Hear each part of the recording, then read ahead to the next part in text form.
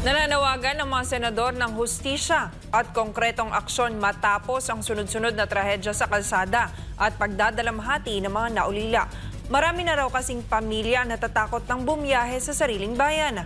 Tanong ng ilang senador, may bisa pa raw ba sa publiko ang mga batas sa kaligtasan? Panahon na raw kasi para imbestigahan ang mga ito sa Senado. Narito ang report ni Troy Gomez.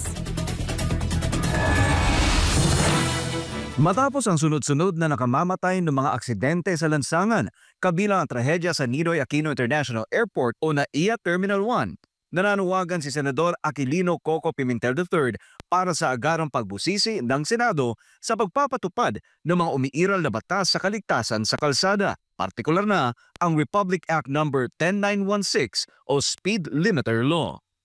Kasunod ng kanyang pahayag, nagpahayag din ng suporta si Senadora Grace Poe para sa masusing investigasyon sa NAIA crash at nanawagan ng mas matibay na hakbang para sa kaligtasan sa transportasyon. Binanggit ni Pimentel na isa sa mga nasawi sa NAIA crash ay isang batang babae na kasama lamang ang kanyang ama na isang overseas Filipino worker.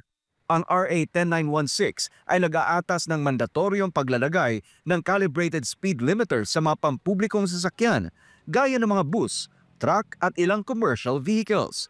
Ngunit gate ni Pimentel, bigo ang Department of Transportation na ipatupad ito ng maayos. Bagamat hindi kumpirmadong pampublikong sasakyan ang nasangkot na SUV sa NAIA, iginit ni Pimentel na ang pagkukulang ng gobyerno sa mas mahigpit na pagpapatupad ng safety laws, pampubliko man o pribadong transportasyon ay naglalagay sa mga mamamayan sa panganib, lalo na sa mga high traffic area gaya ng mga paliparan. Muli ring inulit ni Poe ang panawagan na lumikha ng isang Philippine Transportation Safety Board na siyang magiging pangunahing ahensya na tututok sa investigasyon ng mga insidente sa air, land, sea, railways at pipelines. Hinimok din ng dalawang senador ang DOTR na magsagawa ng National Compliance Audit para matiyak na sinusunod ng lahat ng pampubliko at pribadong transport operators ang mga batas sa kaligtasan.